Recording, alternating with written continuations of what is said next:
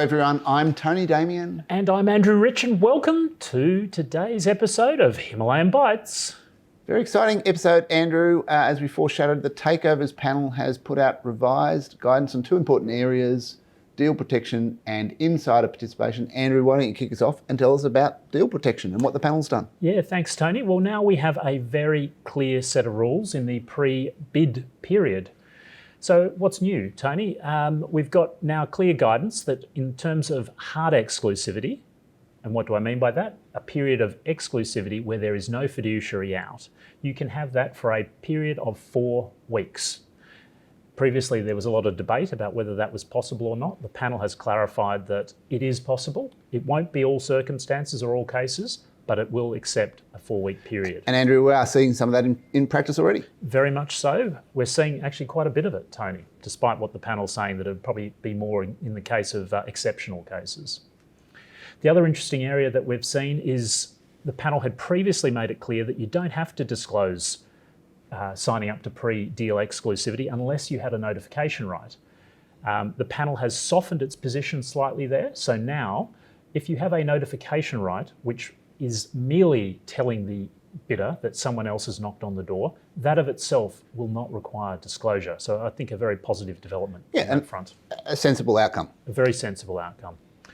A couple of other interesting areas, break fees. There's often been talk about a break fee in the pre-deal period, always quite hard to articulate and draft. The panel has said in exceptional cases that should be okay, but any such break fee should be substantially lower than the panel's 1% guideline, whatever that might mean, Tony. Yes, and again, you can imagine situations where there is sort of the auction going on before anything has been formally announced, where that could make sense. It could. And then the final area, which is worth drawing attention to, is matching rights. I've always struggled a little bit with this one, but having matching rights in the pre-deal period. So the panel has said it's probably okay, but it can create some interesting dynamics. So you could have a first bidder who's got a non-binding proposal matching another non-binding proposal with another non-binding proposal. So it's a bit artificial, and this was something we saw play out, albeit briefly, in the well-known panel case, the Ludovici matter from a few years ago. Indeed we did. I think if you're acting for a target in that situation, you would be saying to the bidder asking for the matching right, keep it real.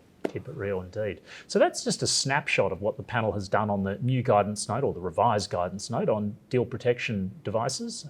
Tony, the other nice new and shiny guidance note is on insider participation. Andrew, it is, and we're all waiting for this one. The original guidance came out in 2007, as many viewers will fondly recall. That was on the back of the Alinta situation, private equity. And I think in context, back then, the public to private scenario for sponsors wasn't as common as it is now. And so the idea that there might be directors alongside PE was a little more novel. So fast forward to 2023, what's happened in those intervening years? Quite a few things. Sponsors far more active in the public market space. And one of the deal technologies, the mechanics in their deal, stub equity. What is stub equity? Well, that's where the target shareholders will have the ability to roll into the bid vehicle. There will, of course, be parameters around that, minimums, maximums, those sorts of things.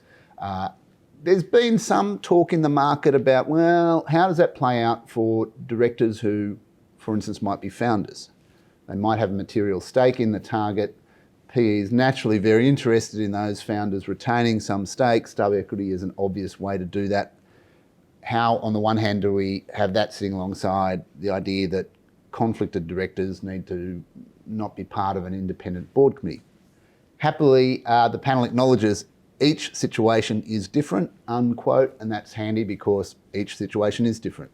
And we need common sense to prevail. I think what the panel said is reasonable. It said in circumstances where, for instance, a director has a material holding, they might be flipping into the stub equity vehicle, then in those situations, the director may well be an insider for the purposes of the guidance note. And they say it's possible that until that director/founder rules themselves out of rolling, they might be a deemed insider until they say, actually, we're not going to have a piece of that. So that could, in theory, if you've got a lot of large holders on the board, could, in an extreme situation, rule out the whole board from sitting and considering an offer. So what does the panel suggest should happen in that circumstance? Yes. In that circumstance, well, maybe you need to get a new independent director on board. And that's where I think we just have to use the phrase again, keep it real. Because if you pause and think the whole board is going and some outsiders coming in to make big decisions about recommendations who mightn't have a background with the company, the valuation, those sorts of things, that's not a place I would rush to. And if we have a set of rules that is driving that outcome too often, well, they're probably not a good set of rules. Now, very different if you've got a founder with 40% of the company and they're rolling, okay? So that's where I think the panel does well in acknowledging that each situation is different and it will depend. Yeah, so I think sensible guidance from the panel, acknowledging, as you said, that each case is different. There are no hard and fast rules, but there is some very good and clear guidance, which I think the market's been crying out for the 15 years since the guidance note was last updated. So thank you for joining us today. What have we got next time, Tony? Well, very exciting, Andrew and viewers. Next week we have a special guest talking about special things. That sounds special, Tony. I can't wait. Look forward to seeing everybody then.